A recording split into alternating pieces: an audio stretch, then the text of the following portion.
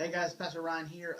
Excited about this weekend. We're actually getting back on in sync with the weekend sermon being echoed in the curriculum kind of directly. We've been doing it indirectly for the last 6 weeks as we have been walking through Nehemiah, but this weekend we're catching up with Timeless, and the weekend service we're talking about disciple making disciples. And a disciple is an individual, is a student who learns from a teacher, applies the teachings of that teacher in order to become like that teacher. And so the parallels to what it means to be a disciple of Christ are very, very easy to see, that we are studying Him, pursuing Him, applying His teaching, and becoming like Him. And one of the things that Christ did and Christ commanded was He made disciples. He put together things so that other people would follow Him. He helped connect the dots, if you will. So this weekend we're going to talk about the fact that if you are a Christian, if you are a disciple of Christ, by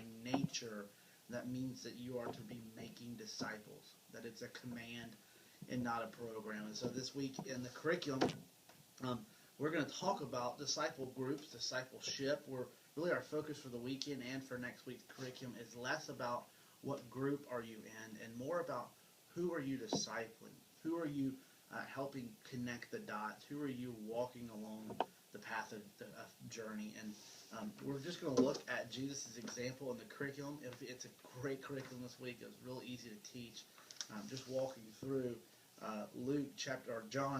John 15, and Jesus kind of giving His disciples kind of this picture of what it means to be the vine and the branches, and that He is the one who gives us life, and that our job is to help connect the dots for others to experience that life. Just a couple of announcements. One is that we are still Steady and Restore. We need you as disciple group leaders to get on board with Restore. We need you to continue to communicate to your disciple groups that we're still trying to raise the bar, trying to finish the job on Restore. So it's still very, very important. Also, August 11th, we're launching 522, which will be our fourth service here, and we need a few hundred people from Sunday morning to move. So maybe even if you would challenge your disciple group that you guys would move from a 9 or 11:22 service to the 5:22 service. And also as disciple group leaders, care leaders, apprentices, you're going to start getting asked a little more aggressively. That may not be the right word, but we're going to be coming after you and asking you to serve in the Connect Center. And simply this means is the service you go to, at the end as the response is wrapping up, you slide back in the Connect Center and be there, be available to help people connect to the church, to answer questions about the church.